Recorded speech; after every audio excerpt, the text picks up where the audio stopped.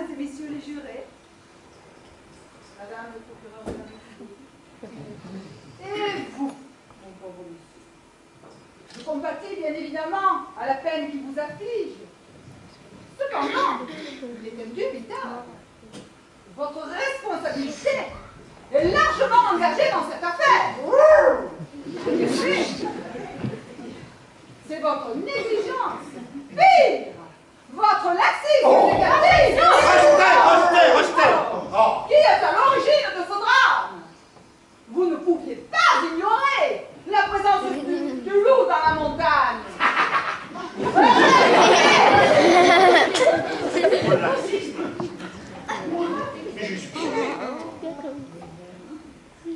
Bien au contraire, monsieur Seguin! Bien au contraire!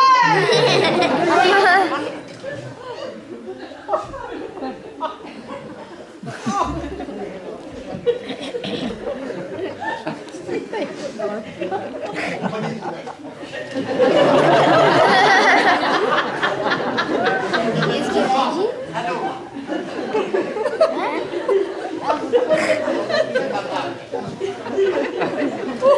En fait, on pourrait même penser que c'est vous le véritable coupable.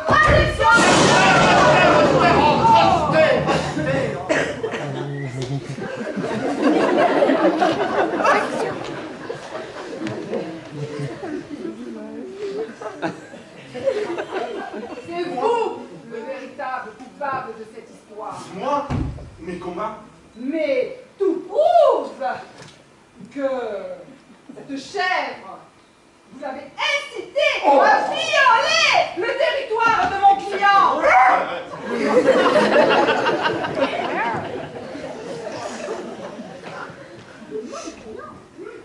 Ici. Présent.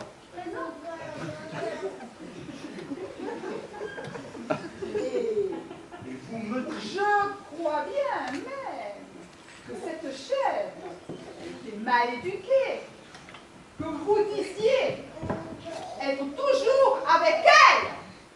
Toujours. Et bien là, mesdames et messieurs les jurés, vous pouvez bien comprendre que M. Seguin véritablement le coupable, puisqu'il ne l'a pas éduquée, cette chèvre, mais il l'a emprisonnée. S'il vous plaît. Allez-y. Absolument. C'était une enfant gâtée. Parce que donnez-leur ça, ils prennent ça. Bien fait.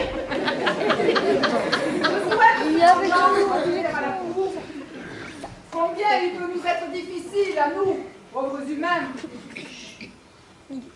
de comprendre à quel point l'inculpé a pu se retrouver prisonnier de sa détermination génétique.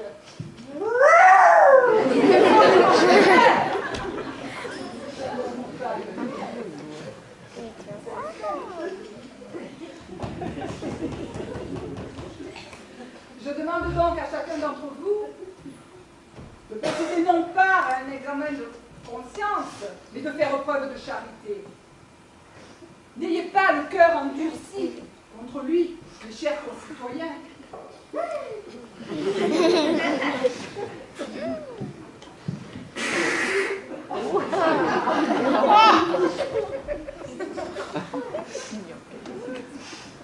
Regardez-le.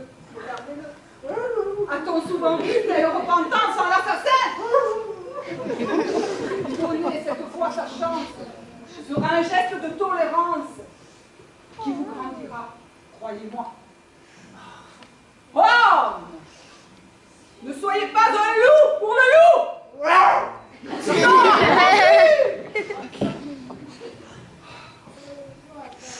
le Président.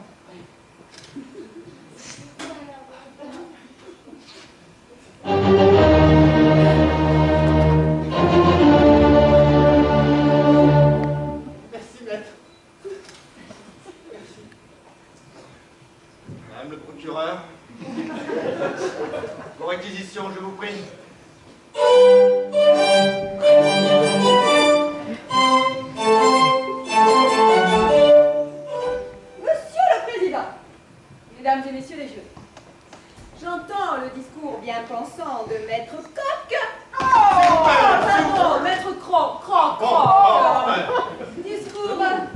fait respectable, cela va sans dire.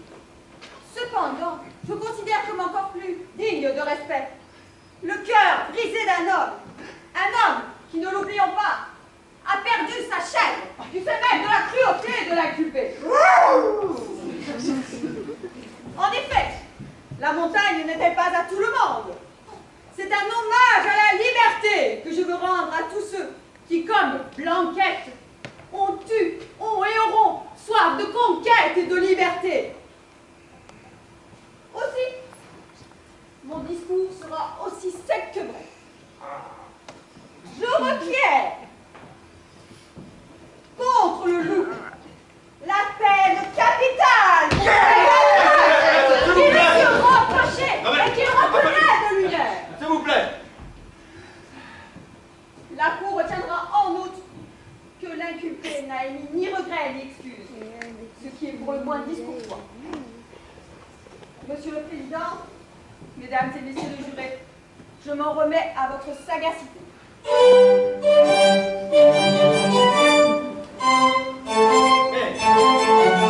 Mais pas si vite, monsieur le procureur. Madame, pardon. Le procureur. Il manque un élément essentiel dans cette affaire. La Genève. Comment en est-on arrivé là? Qu'est-ce qui s'est passé pour que nous soyons confrontés à cette terrible histoire? Hein? Ce n'est pas possible. Donc, nous allons continuer cela. Mais certainement, une fois que M. Seguin nous aura dit comment sa chèvre se comportait avec elle, si elle était heureuse. Alors, M. Seguin, laissez-moi terminer. S'il vous plaît, pouvez-vous nous parler de Blanquette, je crois? Allez, nous vous écoutons. Ça c'est facile, monsieur. Ma Blanquette et moi, on ne s'est jamais quittés depuis qu'elle est née. On est toujours restés ensemble. Oui, monsieur, tous les jours que le bon Dieu a fait. Je la revois, si joyeuse, si vivante, si gaie, dans mes yeux. Oh, elle se réveille.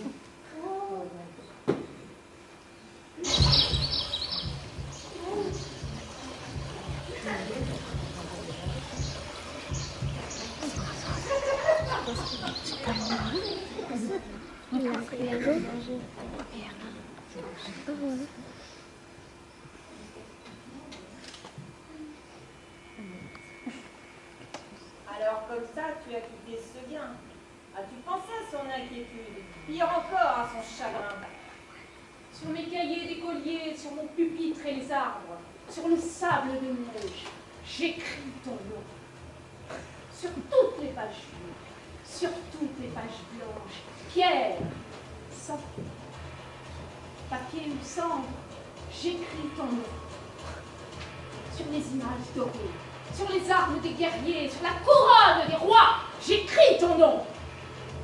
Sur la jungle et le désert, sur les nuits, sur les genêts, sur l'écho de mon enfance, j'écris ton nom.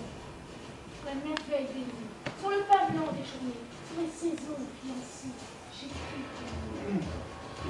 Sur tous les chiffres de la Suzanne, sur l'étang soleil moisi, sur le lac lune vivante, j'écris ton nom. Cet homme qui t'a accueilli, choyé, nourri de si bons foins, couché sur si douce paille, tu l'abandonnes ainsi? Sur les champs, sur l'horizon, sur les ailes des oiseaux et sur le moulin des eaux, j'écris ton nom. Sur chaque bouffée d'aurore, sur la mer, sur les bateaux, sur la montagne des membres, j'écris ton nom. Sur la mousse des nuages, sur les sueurs de l'orage, sur la pluie épaisse et fade, j'écris ton nom. Sur les formes souriantes, sur les cloches des couleurs, sur la vérité physique, j'écris ton nom. Sur les centres élevés, sur les routes décorées, sur les places qui débordent, j'écris ton nom. C'est donc ainsi que tu remercies de t'avoir tant aimé. Sur la lampe qui s'allume, sur la lampe qui s'éteint, sur mes réseaux remués, j'écris ton nom. Sur le fruit coupé en deux du miroir et de ma chambre, sur mon lit, coquille vide, j'écris mon nom humain. Sur mon chien, tourment et tendre, ses oreilles dressées, sur sa patte J'écris ton nom. Sur le tremplin de ma porte, sur les objets arrivés, sur le flot du feu. Béni, j'écris ton nom. Tout est cher. Sur le front de mes amis, sur chaque main disparue, j'écris ton nom. Et la fois où tu étais tombé malade et qui t'a veillé toute la nuit, l'auras-tu oublié? Sur la vitre des surprises, sur les lèvres attendues, bien au-dessus du silence, j'écris ton nom. Sur mes refuges détruits, sur les phares écrasés, sur les murs de mon ennui, j'écris ton nom. Sur l'absence sans désir, sur la solitude nue, sur les marches de la mort, j'écris ton nom.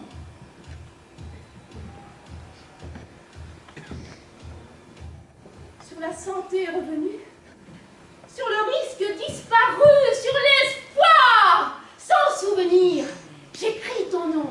Et par le pouvoir d'un mot, je recommence ma vie. Je suis née pour te connaître, pour te nommer. N'a-t-il pas à chaque fois écouté son sommeil par l'île d'oral? Si!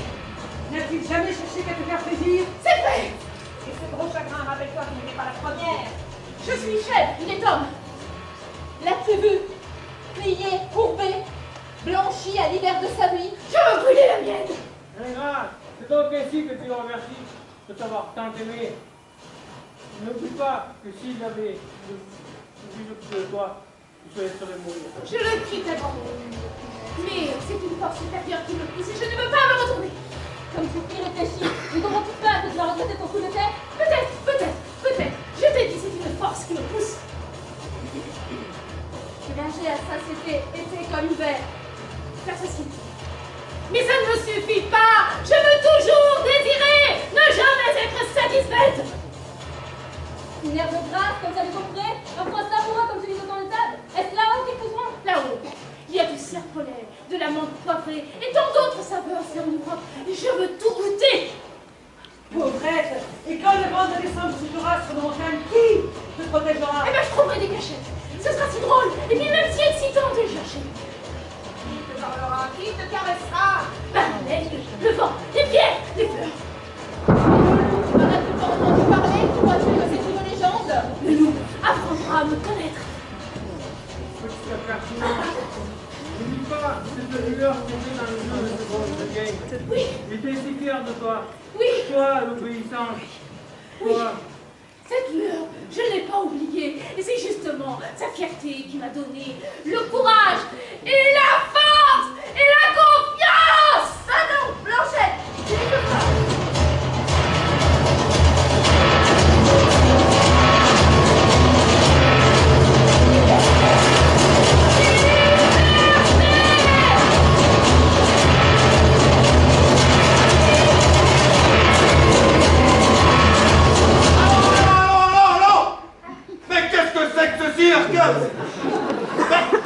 Il ne s'agit pas du procès de Blanquette. C'est vrai ça? Qu'est-ce que c'est que ce cirque? Et moi, vous m'avez oublié? Je suis acquitté alors? Oh, pas si vite, mon garçon. Ne mettons pas la chair avant les bœufs. Je prie la cour et messieurs les jurés de bien vouloir se retirer afin de délibérer. L'audience reprendra à 14h.